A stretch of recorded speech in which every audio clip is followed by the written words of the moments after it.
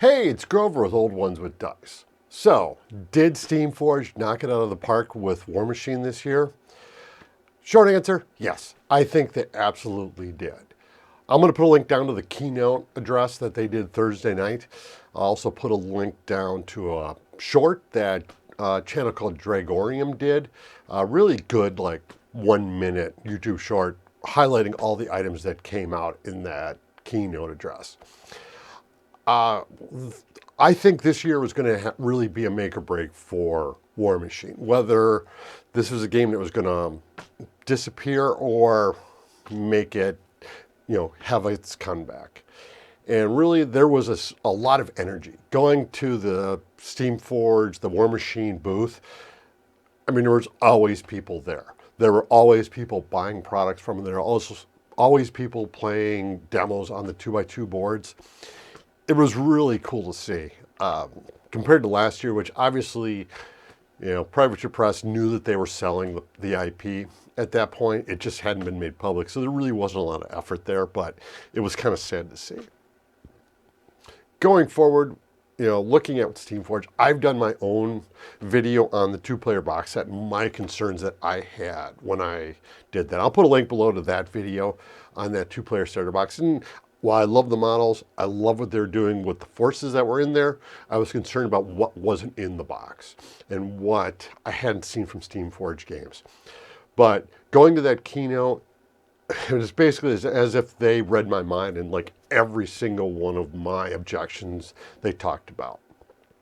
I got to be careful because a lot of the forces that they're introducing are forces that I was excited about.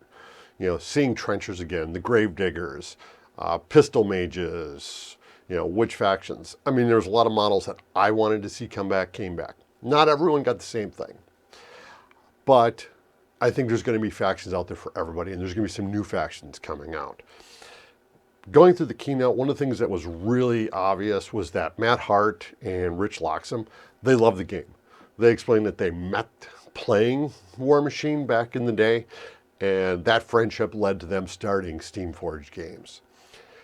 And they were honored to actually be able to get this IP and keep this game going.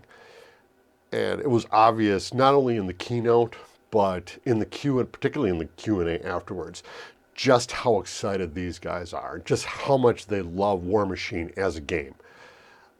It was kind of funny watching Rich taking the microphone away from Matt, because you could just tell Matt wanted to tell us so much more of what was coming on. I think one of the funniest moments in that Q&A was someone asked, are we going to see some of these character jacks coming back? And Matt kind of points down to his shirt, and you can see it in the keynote. He's actually wearing a Death Jack t-shirt, and he goes, maybe 80 millimeter? And everyone just blew up. There was a lot of energy. Another thing about watching these guys was when you went down to the demo area out on the floor, it was Rich and Matt. They were there. They're playing demos with people. They're running the table.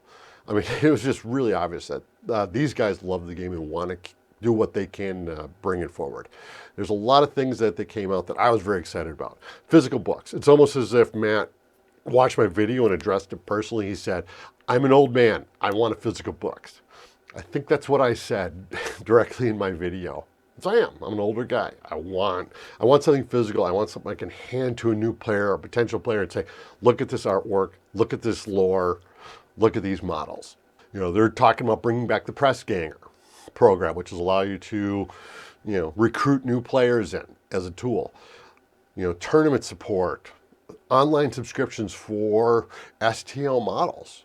Talking about bringing back models that, well, they're not going to be playable, but so people that had the older Mark II, Mark III, those older armies that want to complete those armies, they'll be able to now, because over time they're going to start resculpting some of those old models. Throughout the weekend, through Adepticon, I saw a lot of people carrying stuff out.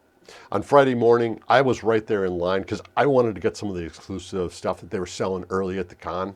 And I was there early waiting for the exhibitor hall to open up. And honestly, about half the people that I was in line with seemed to be running for the Steamforge booth because they all wanted to get this stuff because there was a limited number they were selling every day. I was able to get it. Let's see, I got, this is the con exclusive. I think they were doing 25 of these a day. I was able to get this. A friend of mine, this isn't a faction that I'm running, but a friend of mine asked me to grab it. I was able to get, this is one of the limited ones. It should be available, it's just early. I was able to get it early. And then obviously I did pick up, the Sin Roscoe Battle Group box set. This is stuff I was really excited about. I knew kind of knew they had me once I saw these were announced. But it was seeing it in person really made a difference. And actually, during the keynote address, a friend of mine, he's really into Warmachine, and he's been kind of excited about what they're doing. And I'm watching the keynote address thinking, oh, I should give him a text. But remember, it's 11 o'clock at night. And I'm about to text him, and I'm like, no, I better not. He's got young kids. I don't wake him up. And then all of a sudden, boom, my phone's going off. It's him going, oh my God, are you watching the keynote? And I'm like, dude, I'm there. So there's excitement. I had multiple people messaging me, telling me, oh my God, did you watch the keynote? Did you see what came out? So anyway, I do think they knocked it out of the park. I think Warmachine is in great hands. And I think this is going to be a great game system going forward. And you can definitely see some more Warmachine content on this channel going forward. So until next time, this has been Grover at Old Ones with Dice.